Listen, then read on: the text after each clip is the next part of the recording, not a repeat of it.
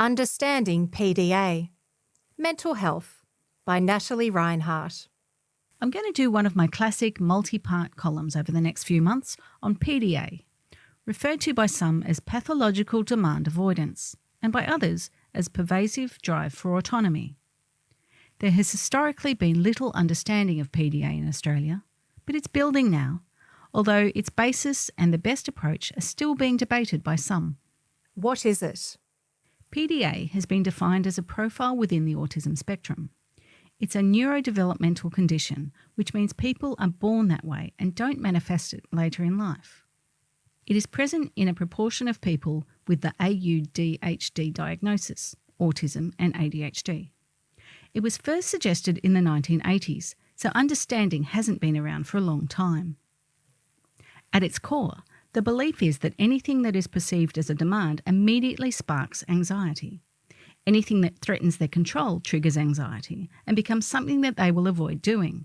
And for our young people, this demand and threat of loss of control can be something like you casually mentioning, "Oh, you should get on with your homework."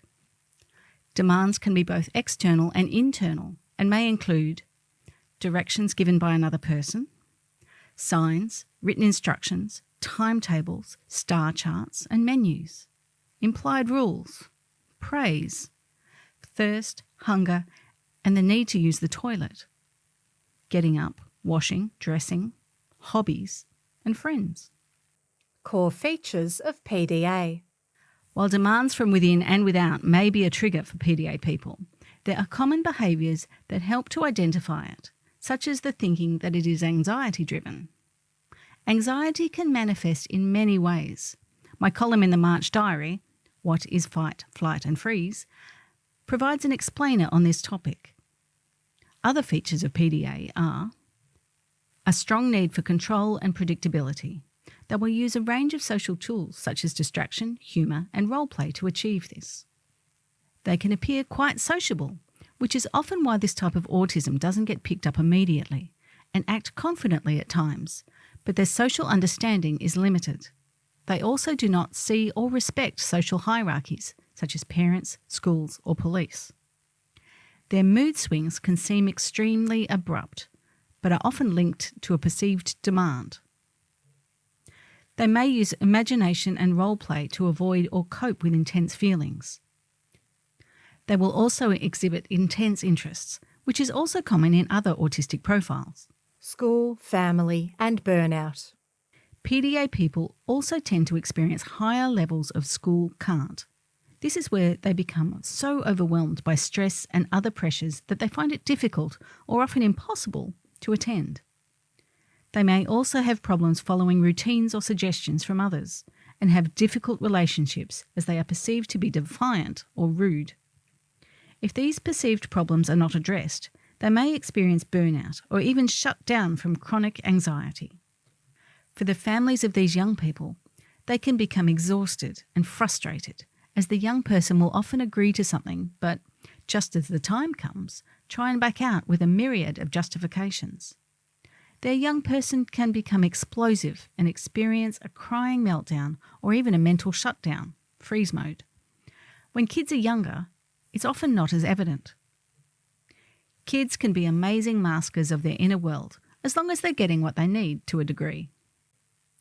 They can often go through primary school if they have a good enough experience.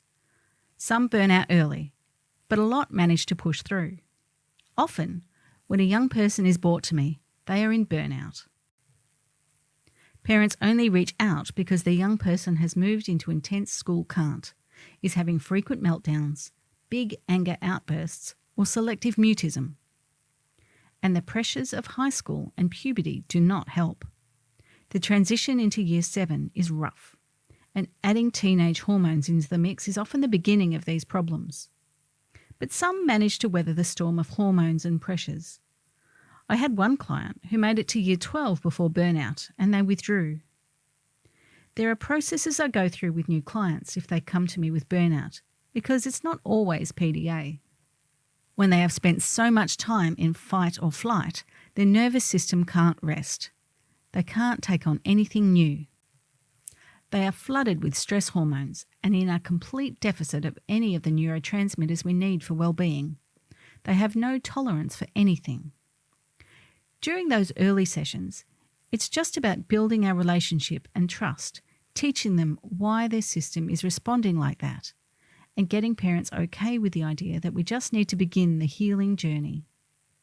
We reduce demands, keep predictability, and bring some quiet and joy back into their world. Let their nervous system rest, heal, and rebuild. Burnout can last from a few months to years, depending on the person. Once a full burnout has been reached, people rarely go back to their former selves either. We have to take into account the cracks and accommodate them. I sometimes use the Japanese idea of kintsugi, where they build back broken crockery with gold. There can be beauty in the resilience story. However, as we move past burnout, we are in a position to start re-engaging in the world a bit, step by step. But for some people, my tried and true methods just don't work to start reactivating. And that's when I start to question if we are looking at PDA. Next time, I'll take us through how I help families move into the next stage of PDA as we rebuild how they can all work together and understand each other. PDA is a deeply difficult experience, not just for the person, but for the whole immediate family. They need all the care and nurture we can provide as broader families and communities, so they are not isolated during this journey. Until next time, folks. Natalie Reinehart is a young person and family counsellor, life coach and author. She is also the founder of Launch Collective, which specialises in evidence-informed counselling, coaching, workshop-based activities and take-home challenges. Visit launchcollective.com.au to learn more. This story was read by Rebecca Rose and Sandy Miller.